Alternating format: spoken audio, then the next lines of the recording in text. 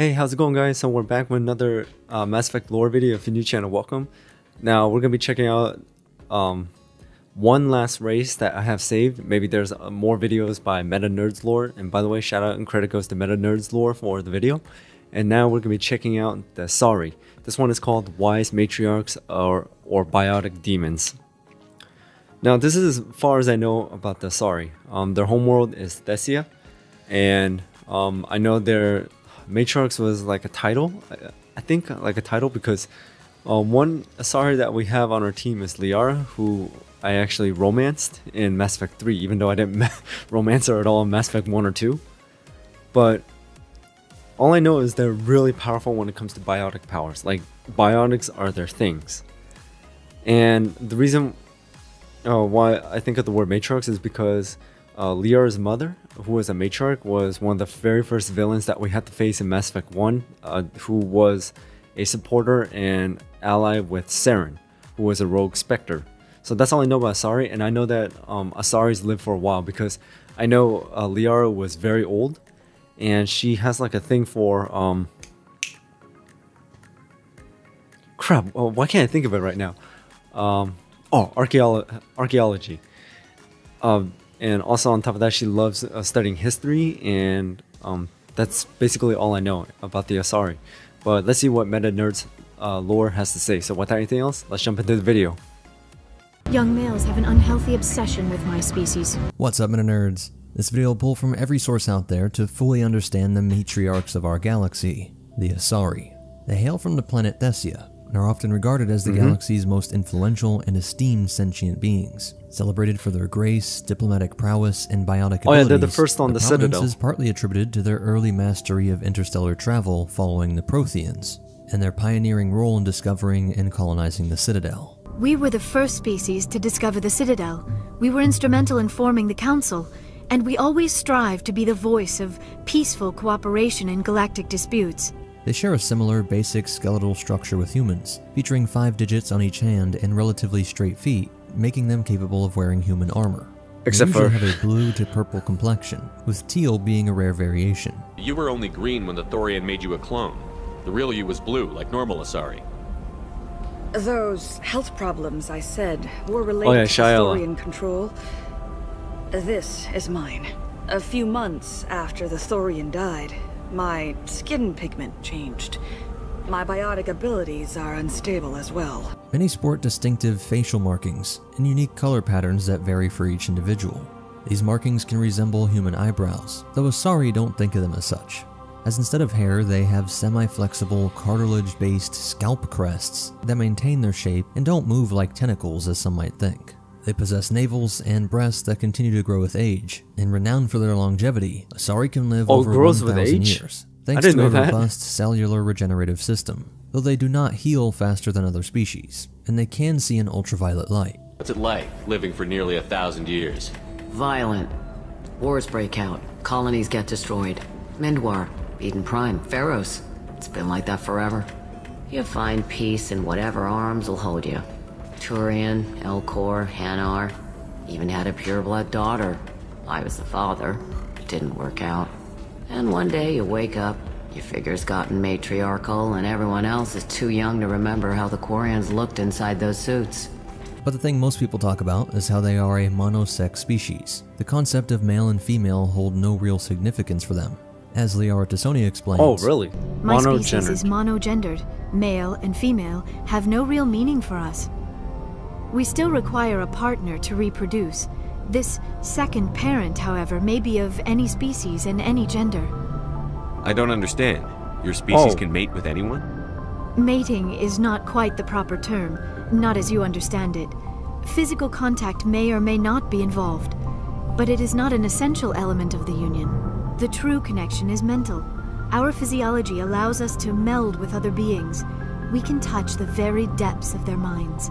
We explore the genetic memory of their species. We share the most basic elements of their individual and racial identities.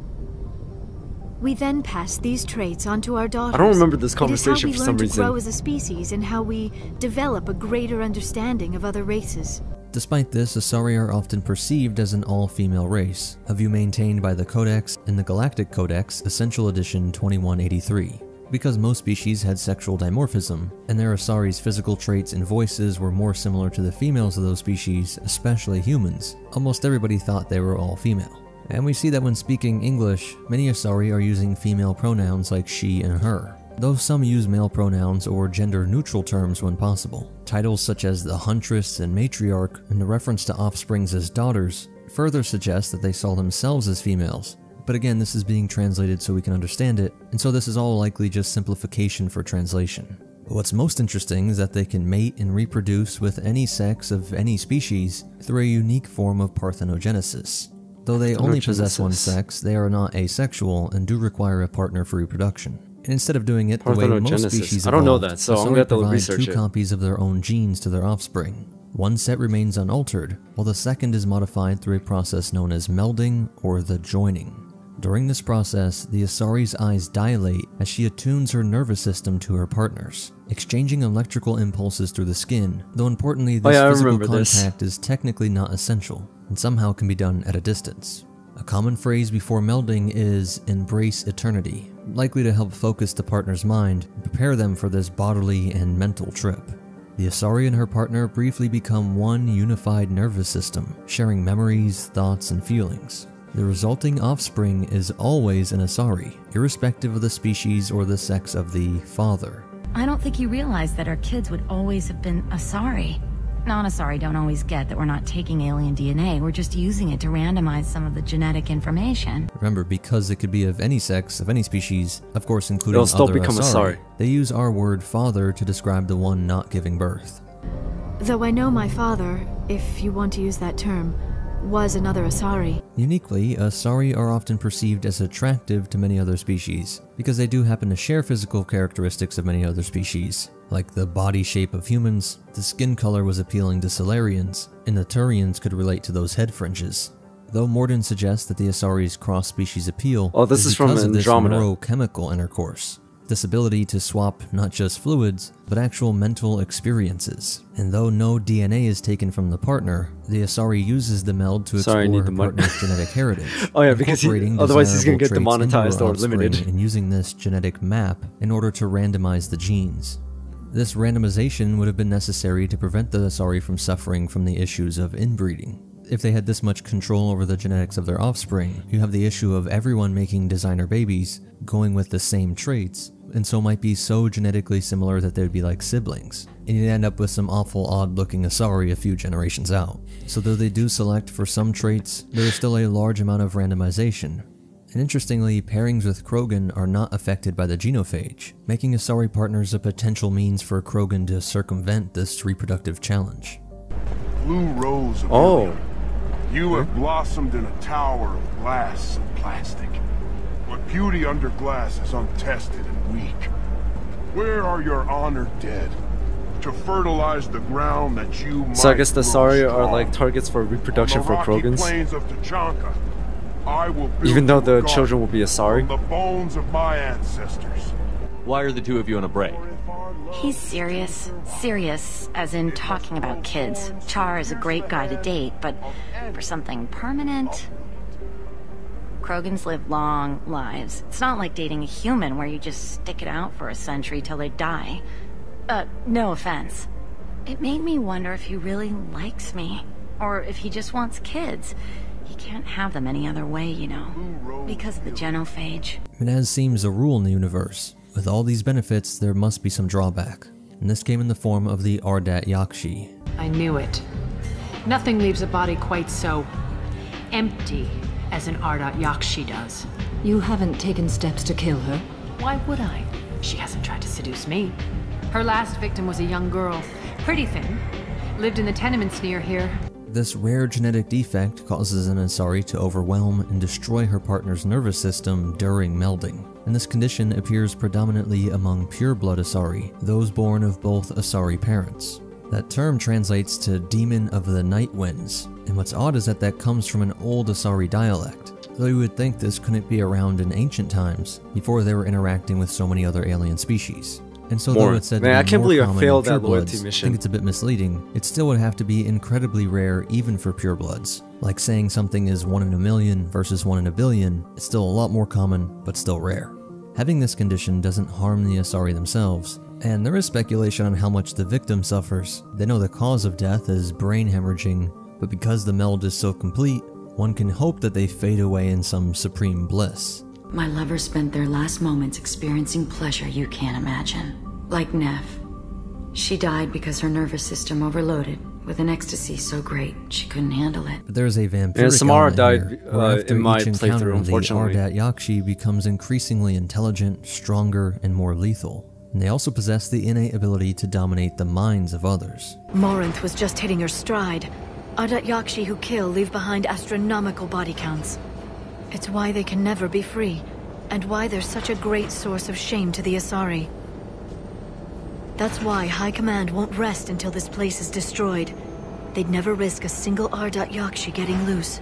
This condition remains undetectable until the Asari reaches maturity, at which point it would be too late for remedy.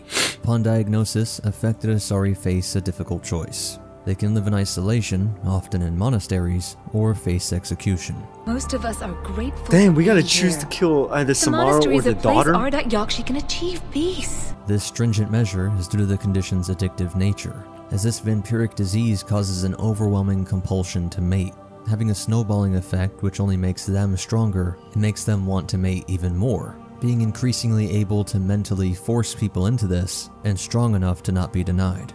Though they're born with this, the Ardat Yakshi are seen as a disgrace within Asari culture, and has gotten so bad by the 2100s that there is often widespread Asari prejudice against purebloods. I am what is sometimes called a pureblood. Though no Asari would ever be cruel enough to say the word to my face, it is a great insult among my people. It is possible Benezia's partner was embarrassed by their union. She may have been too ashamed to publicly acknowledge me as her offspring. Samara, being a pureblood, notes that the condition is as old as the Asari species, and in ancient times, some cultures revered the Ardat Yakshi as gods of destruction. Though with the advent of space travel, the Asari realized that public awareness of this condition would incite panic and mistrust among other species, and so they tried to keep it hidden.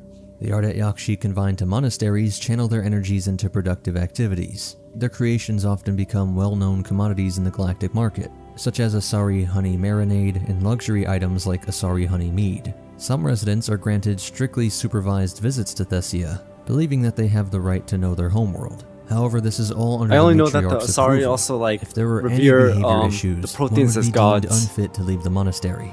Samara's 3 daughters all suffer from the lethal version of the Ardat Yakshi condition, and where Morinth chose I remember to that from embrace the her mission when we condition, took Javik. Valeria and Rila opted for a life of peaceful seclusion. However, there's an even less understood and less severe cases that are thought to be more common, some researchers putting it at 1% of the Asari population.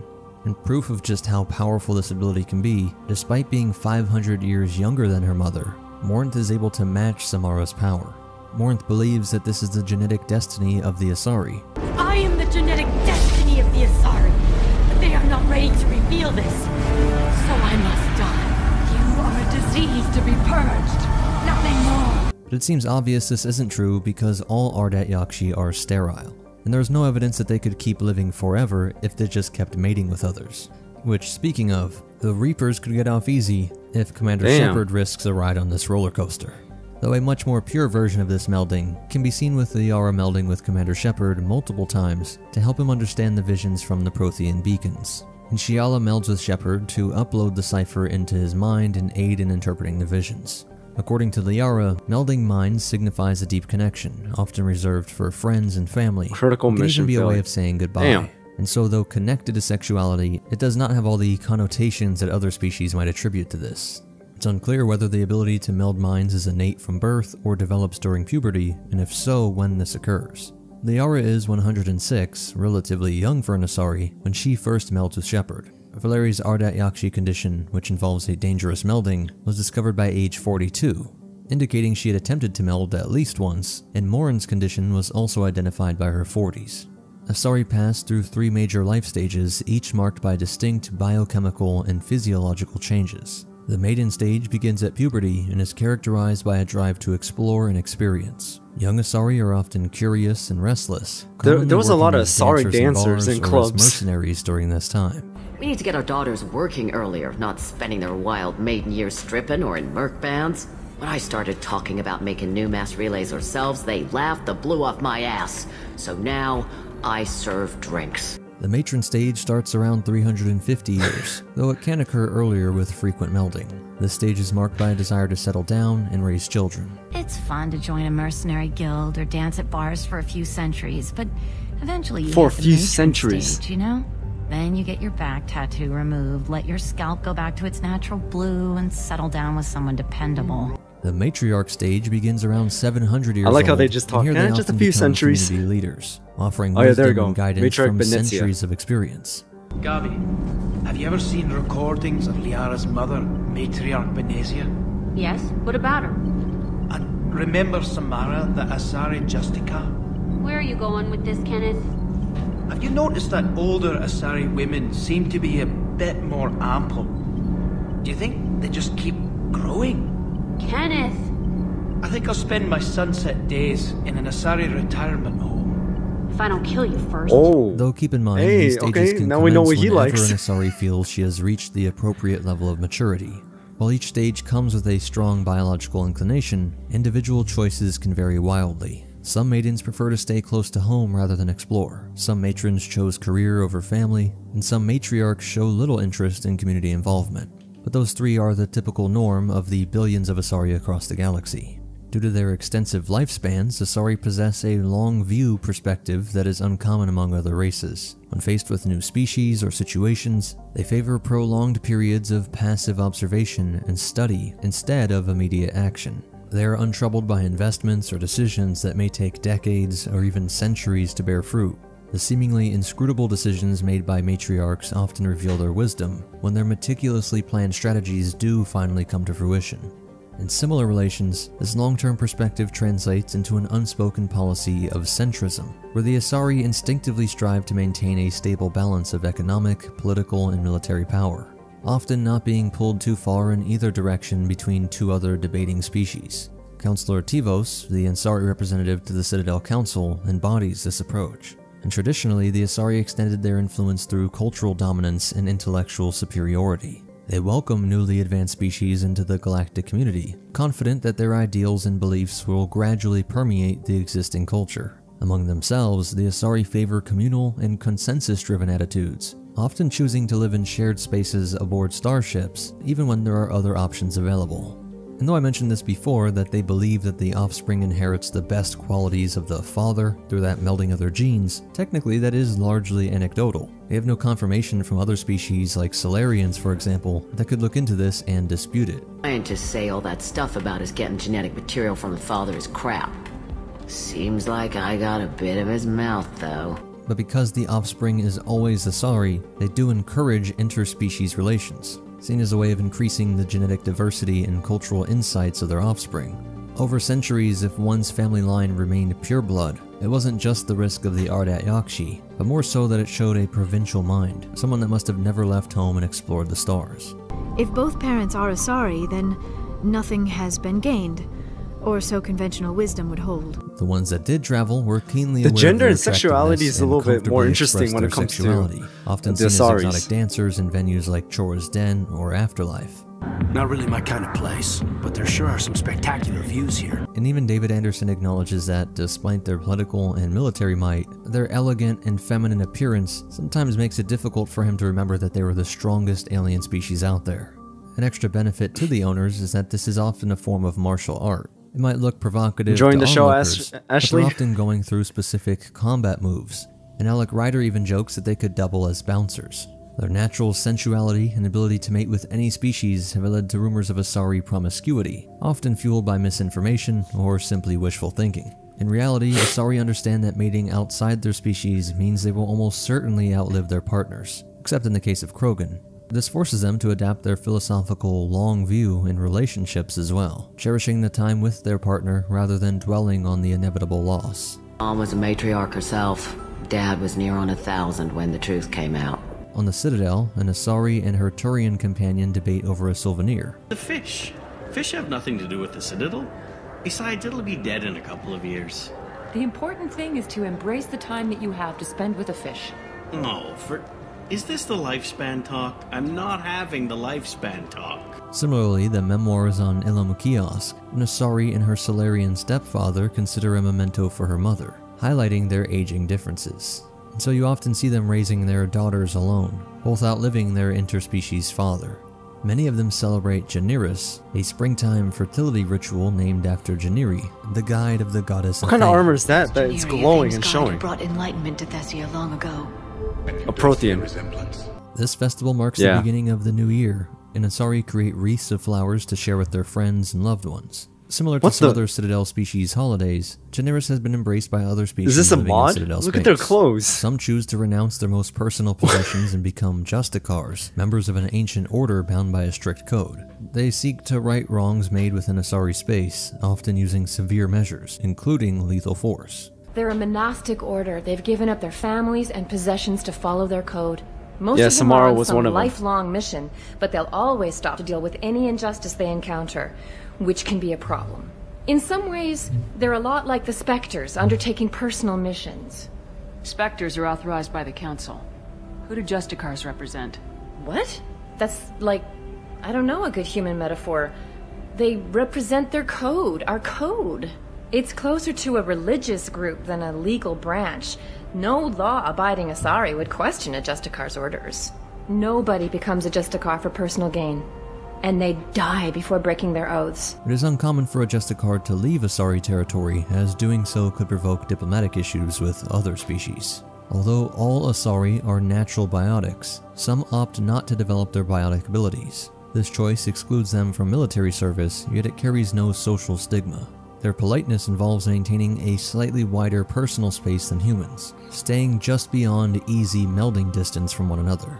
Another odd detail is that they typically have 2 meals a day, compared to the often 3 meals and tons of snacking of humans. And they also have the galaxy's single largest economy, underpinned by extensive trade networks and social connections. Craft guilds in cities like Sarais and Mali dominate the market for advanced biotic tech, and with their long view of history, they have a near monopoly. But with their significant political clout, an embargo imposed by the Asari would be catastrophic for the Alliance. The primary Asari religion, Siari, translates roughly to all is one, and embraces pantheistic beliefs. Followers hold that the universe is a single consciousness, with each life form representing a facet of this greater whole. Death, in Siarist belief, is the return of one's spiritual energy to the universal consciousness, which will eventually inhabit new mortal vessels. Reincarnation is not a direct belief, rather, the idea of spiritual energy rejoining the cosmic whole and later being redistributed.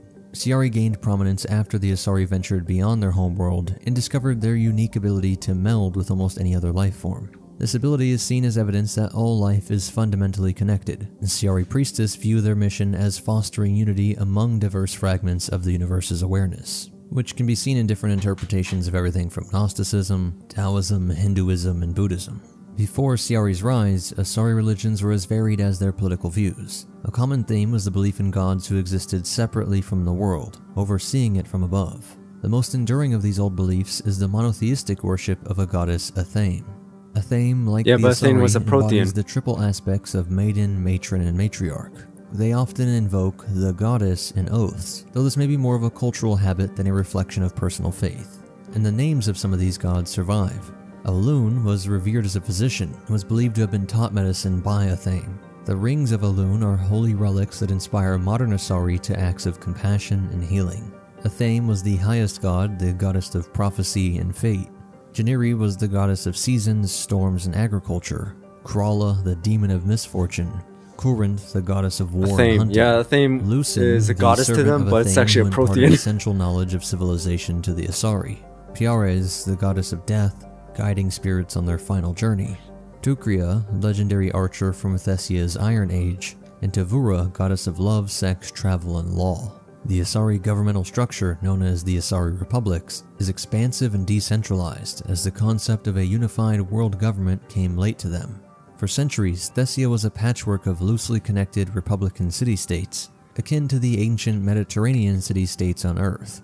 Their culture, which highly values consensus and cooperation, saw little need for a larger governing body, and instead of hoarding resources, they engaged in open trade, and not warring over different philosophies, they sought mutual understanding. It wasn't until the information age that Okay, these so they are. city-states began I to mean, wisdom integrate, is evolving into what was called an electric they're very wise and democracy, understanding. voting through their form of internet communication. Unlike other species, the Asari have no political or formal elections, aside from their council representative. Instead, they have a dynamic legislature where citizens are included. Policy debates occur around the clock in official chat rooms and forums, moderated by specially programmed virtual intelligences. All policy aspects are open to debate at any time, though the opinions of the Matriarchs, the revered and experienced Elder Asari, are given the most weight and are almost always deferred to. Today, the Asari often serve as the diplomatic arm of the Citadel Council, and have been instrumental in discovering and integrating many races into the galactic community. Around 200 BCE, the Asari first made contact with the Elcor, and helped establish regular trade routes to the Citadel.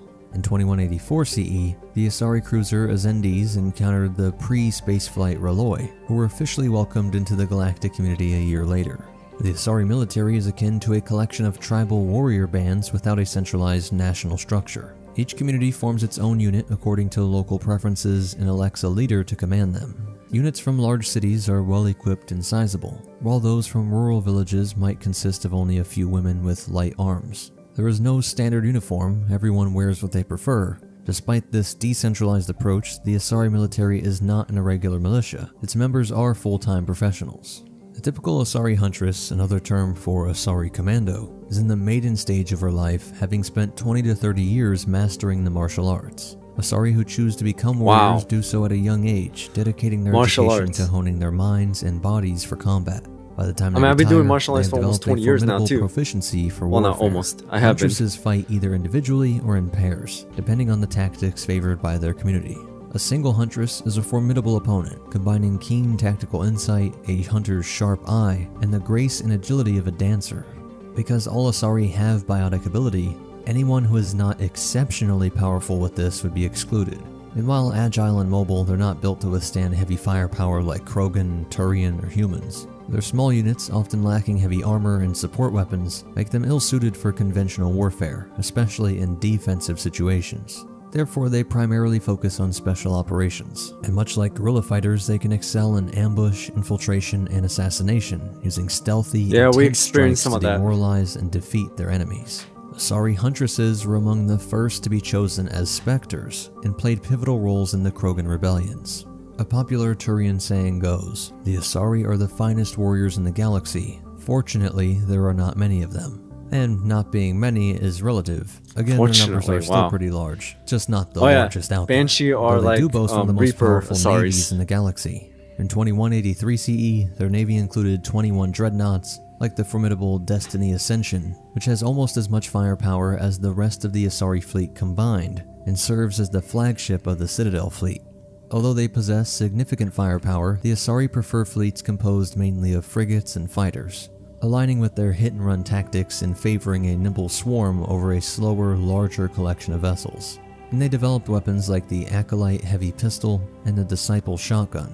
The Acolyte is effective at stripping enemy shields and barriers, relying on the shooter's biotics to compensate for its less effectiveness against armor. I didn't really Disciple use fire that pistol. shells packed with micro-scale sub-munitions, dealing substantial damage and stunning even shielded enemies. The Asari military also utilizes I didn't really an use A61 shotguns, so I don't know about this one. gunship, and all of this was used to protect the at least 21 Asari colony worlds. As for their history, they originate on Thessia, a bountiful world abundant in element 0, which gave rise to biotic abilities in much of its life forms. Key to the advancement of Asari civilization was the interventions of the Protheans. Upon discovering the Asari, the Protheans assumed the guise of Athame, a benevolent goddess, and bestowed wisdom through her guides Janiri and Lucen. This benevolent deception enabled the Protheans to accelerate Asari development debunked everything in that They also genetically modified the Asari to enhance their biotic capabilities and protected Thessia from an asteroid impact, as well as the all-consuming Aurivores.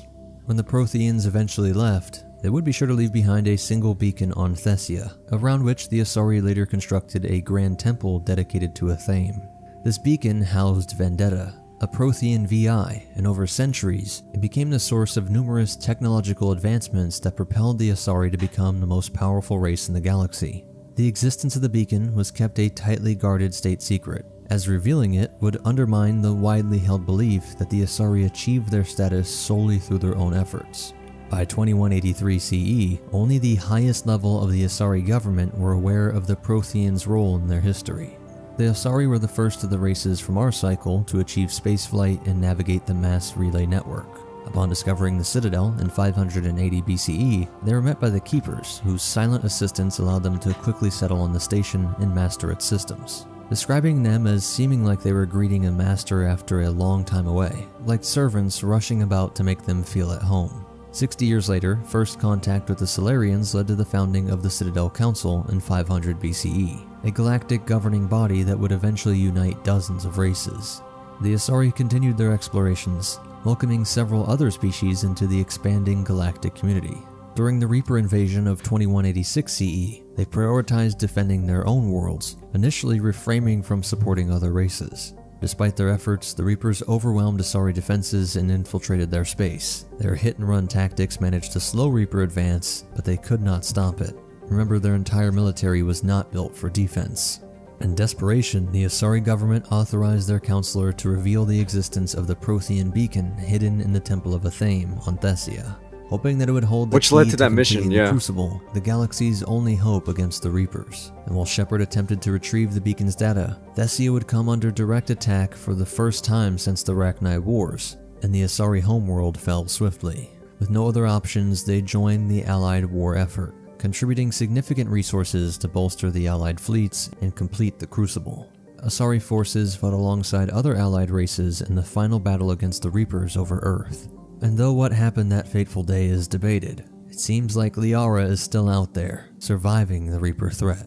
So that's it for the breakdown. I remember that from the teaser. Facts, let's keep talking about that trailer. There's been some talk that the next Mass Effect game will play with quantum mechanics and time travel via black holes perhaps. I don't know how much stock I put into that. It can go horrible for any series, as then anything could happen, which means there's no canon. But now I'm a huge Mass Effect fan. I'm looking forward to this game too. Assuming they don't go in that direction, most people agree that this trailer means the Destroy ending was canon. It cannot be Synthesis, though I'm not sure why Control would be eliminated just from what we see in the trailer. Maybe there's something I missed, something a developer said somewhere. But I think also just storytelling-wise, I doubt we'll be working alongside the Shepard-controlled Reapers in order to fight off some other new force. But this would mean for sure Synthesis was wrong. If you want to see a separate video I did on that I put on the Clips channel, I think it was well made and it sparked a ton of debate, so check out the card or I'll pin it in the description or in the comment.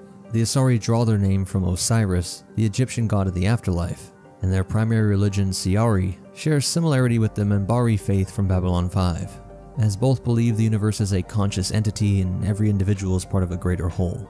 According to the Art of Mass Effect, the Asari were designed to embody the green alien girls trope popularized by Star Trek, and their architecture is likened to the works of Santiago Calatrava. And their head fringes did evolve from initial concept art showing a hairstyle. The name Thessia is derived from Thessaly, a region that Roman writers like Ovid and Seneca believed was home to witches capable of drawing down the moon. Other in-universe tidbits is that more so it's like really heavy on Greek and Roman history. Pairings are allergic to dairy, while Basile suggests that Asari have outgrown allergies altogether, no matter who they mate with. And to put their civilization progress on a timeline compared to Earth, they had automobiles 30,000 years ago. Their equivalent of the 20th century was around 30,000 years ago. Thanks for watching, please hit that like button, it's the best way to help me out. Subscribe to see more, leave a comment, and check out these other videos, I'm sure you'll like them. But most important of all, remember, don't risk your little Shepard or the galaxy by melding with a vampiric alien blue lady. But for now, I should go. Okay, so that was Asari species, wise matriarchs, or biotic demons. So, looks like this one's really heavy focused on like gender, monogendered, and also mating with any other species and things like that. So, and I don't know. I don't know what else to say. I mean, this one was really a lot to take in compared to like some of the other species, in my opinion. But either way, another great video, and Meta Nerds Lore did a great job. And that's all I got to say. I mean, I don't know what else to say with this video. And the fact that Liara is over a century years old, and centuries is just a few short time for them, while for us, it's more than a lifetime. And, well, that's all I got. So thank you guys for tuning in about the Asari, and that's basically all the Mass Effect lore videos I have saved by Meta Nerds Lore. Maybe I'll find more, but for right now, this is all I got. So thank you guys for tuning in. Thank you for watching all my Mass Effect lore videos. I really do appreciate it. Hit that notification bell so you know when I drop another video. And thank you so much for your support, guys. I really do appreciate it. Shout out to all my members, subscribers, viewers. You guys are all amazing. You guys are the reason why I crank out videos and this channel keeps on going. So until then, I'll see you guys next time.